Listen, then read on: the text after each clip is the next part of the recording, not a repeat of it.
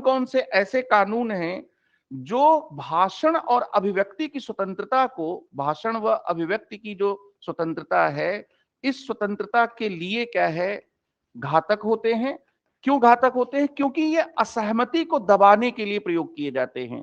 अगर आप डिफरेंस रख रहे हैं तो उस डिफरेंस को दबाने के लिए क्या है, प्रयोग किए जाते हैं। यहां पर एक तो है 124 ए इंडियन पैनल कोड का, जिसको आप राजद्रोह के रूप में देख रहे हैं। अब मान लीजिए किसी राज्य के मुख्यमंत्री ने कहा कि लगाओ रासुका, इसको बंद करो, उसको राष्ट्रीय सुरक्षा कानून लगाओ इसके ऊपर, नेशनल सिक्योरिटी एक्ट 1980। ये भी भारत का बहुत खतरनाक कानून है। भाई सुरक्षा के लिए, आपको सुरक्षा के लिए खतरा मान लिया है। किसकी सुरक्षा? राष्ट्र की सुरक्षा के लिए। अब चलो प्रूव करो कि तुमने कोई ऐसा काम नहीं किया है। राष्ट्रीय सुरक्षा कानून। तीसरा UAPA, unlawful activities prevention act, UAPA. इसके साथ ही चौथा prevention of money laundering act नया आ गया है, बहुत खतरनाक ये भी हो गया है, 2002। आप सोचिए ये कानून है, उसमें से ये कानून आ गया। ये क्या है? ये निरोधात्मक दंड, प्रिवेंटिव डिटेंशन के लिए है। जैसे कि अपराध करने के पहले अपराध की आशंका में किसी व्यक्ति को हिरासत में रख लिया जाए। निरोधात्मक कार्रवाई क्या होती है? अपराध नहीं हुआ, आपको कहा जा रहा है कि आप कल कोई कांड करेंगे, इसलिए आज आपको गिरफ्तार करते हैं, तो ये निरोधात्मक कार्रवाई इसमें हुआ। अब ऐसे कई कानून हैं। भाई टाडा और पोटा जो है, इसीलिए तो हटाए गए, रिपील क्यों किए गए?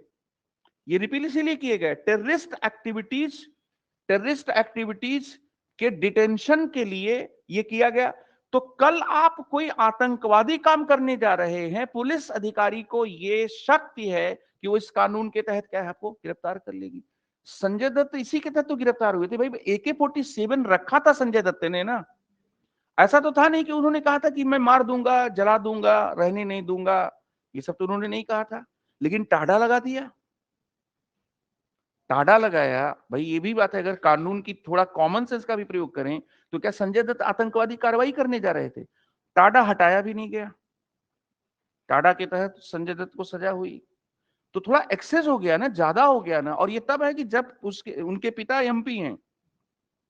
संजू मूवी में आपने देखा होगा कि सारा प्रयास वो कर लेते हैं, उसके बावजूद भी क्या है।